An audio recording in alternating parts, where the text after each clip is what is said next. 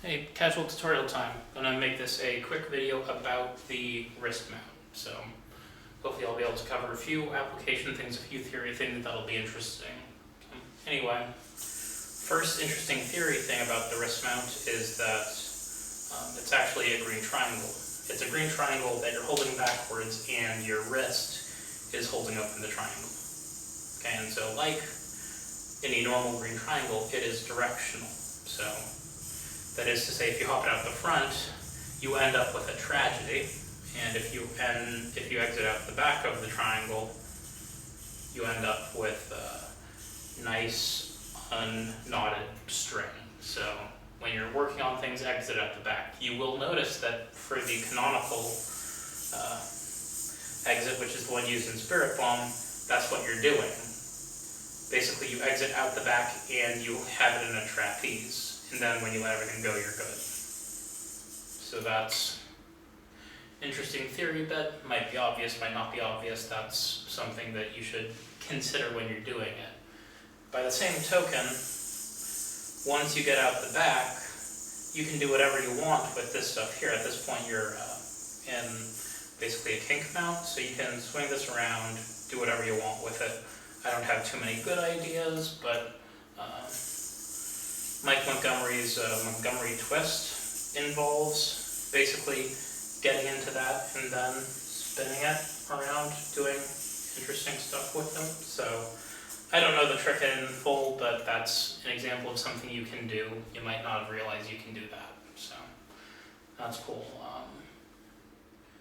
Let's talk briefly about a couple more ways to get into the mount. There are dozens of non-trivial ways to do it, so I'm not going to cover it in too much depth, but just an interesting one that you might not have thought of is from the kamikaze mount.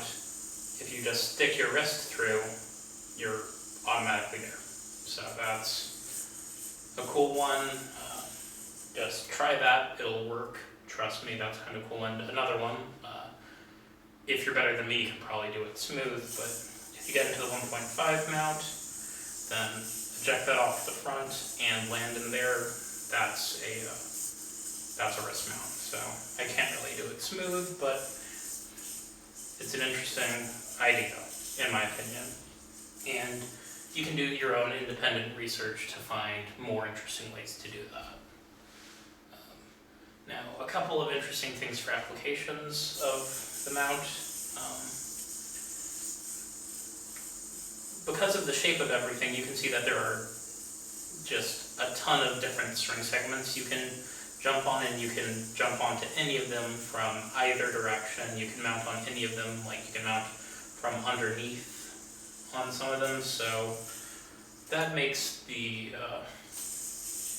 wrist mount very good for doing hoppy tricks in particular, but sort of experimenting in general with, you see, it's like, well, what happens if I go there?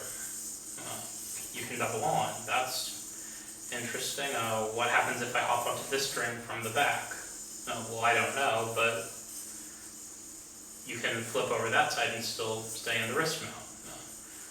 Things like that.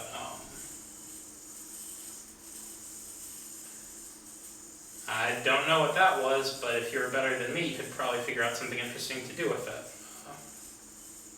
Of course, one problem you are going to have with the wrist mount is that you are going to get a little tangled up from time to time. So that is part of the experimentation, figuring out what you can get away with and what you can't get away with. One thing that you can get away with that's kind of cool that you might not realize is magic drop. So from there, find some way to get back in. But so to do that magic drop that I think is useful and interesting, you start in the wrist mount, just the normal way, and you want to kick it to the side. And the way that you normally make an L with your hand for magic drop, basically keeping the string up here and it coming around the back of your wrist, is what makes that L shape. So that's one, in my opinion, that's actually a little easier to do than the normal magic drop. I very rarely fail for that rejection to work, whereas for a normal magic drop, sometimes for me the rejection doesn't work. Of course, I always have trouble landing it on the correct string, even if I cheat a little bit. But for the wrist mount, because everything is so dramatically shaped, the rejection usually happens pretty easily. So that's a cool application of the magic drop that you might not have realized. See if there's anything in particular. Another thing is that a lot of people use the wrist mount for speed combos. I don't know any good speed combos using it because I'm not that experienced, but the fact that you can undermount, well, not undermount, I mean you can double on there, you can go as many times as you want, you can do string hits there, you can do those sorts of redirects that I covered already. So if you thought of an interesting way to chain those together, like maybe you did a double on, you went off twice, then did those redirects, and then found something interesting to do there, if you're able to stick the dismount there, that would be a pretty interesting combo, and you could claim credit for that if you wanted to. So anyway, that's most of the interesting stuff for the wrist mount that I can think of. There are tons of resources for finding interesting ways to mount and dismount. I recommend you looking up the Wrist Mount Project, which is a 30-minute video just explaining interesting ways to get in and out. So that's somewhere that you can look if you want more ideas.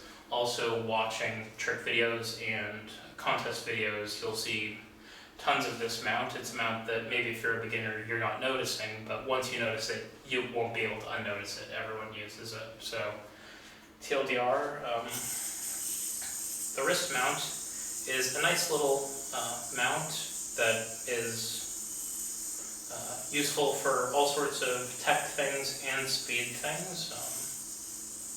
You can do interesting stuff with it. Since it's a green triangle, since it's based on a green triangle, you need to be careful which way you dismount it. So yeah, it's a good one. And anyway, if you like these videos, if you want them to keep happening, let me know. I'm gonna keep working on them. I'm gonna have to go on a bit of a hiatus for a couple months to make sure I get through school fine, but after that, I should be able to keep doing more of these. Don't know exactly what I'm going to be doing, so if you have topic ideas, let me know. If you like it, liking the video on YouTube or Reddit helps. Leaving comments on either of those places is good. Dislikes are not helpful unless you also leave a comment saying what you're upset about, so if you're upset, let me know. We can work on it. Anyway, if you have been liking it,